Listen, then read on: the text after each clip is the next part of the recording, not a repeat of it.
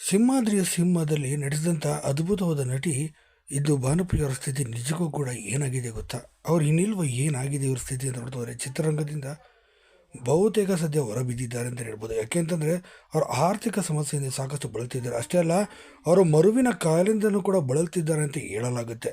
ಹೌದು, ಅವ್ರು ತೀವ್ರವಾದ ಮರುವಿನ ಕಾಯಿಲೆಯಿಂದನೂ ಕೂಡ ಬಳಲ್ತಿದ್ದಾರೆ ನಟಿ ಭಾನುಪ್ರಿಯ ಅವರು. ಇಂಥ ಸ್ಥಿತಿಯಲ್ಲಿ ಕೂಡ ಅವರು ಬಳಲ್ತಿದ್ದಾರೆ. ಏಕೆಂತಂದರೆ ನಟಿ ಭಾನುಪ್ರಿಯ ಅವರು ಸುಮಾರು 100ಕ್ಕೂ ಅಧಿಕ ಸಿನಿಮಾಗಳಲ್ಲಿ ಅಭಿನಯಿಸಿದ್ದಾರೆ. ಇನ್ನು ಕನ್ನಡದಲ್ಲಿ ವಿಷ್ಣುವರ್ಧನ್ ಅವರ ಪ್ರಮುಖವಾದ ನಾಯಕಿಯಾಗಿ ಕೂಡ ಗುರುತಿಸ್ಕೊಂಡಿದ್ದರು.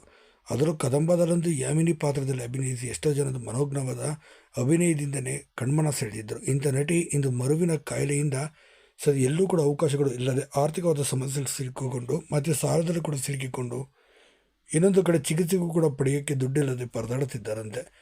ಹೌದು, ಒಂದು ಕಾಲದಲ್ಲಿ ಟಾಪ್ ಮೇಯರ್ ನಟಿಯಾಗಿ ಮೆರೆದಂಥ ಈ ನಟಿಯ ಪರಿಸ್ಥಿತಿ ಇಂದು ನಿಜಕ್ಕೂ ಕೂಡ ಈ ಥರ ಆಗಿರೋದು ಎಲ್ಲರ ಕಣ್ಣಲ್ಲೂ ಕೂಡ ನೀರು ಬರುತ್ತೆ ಅಂತಲೇ ಹೇಳ್ಬೋದು. ಏನೇ ಇರಲಿ, ನಟಿಗೆ ಒಳ್ಳೆಯದಾಗಲಿ.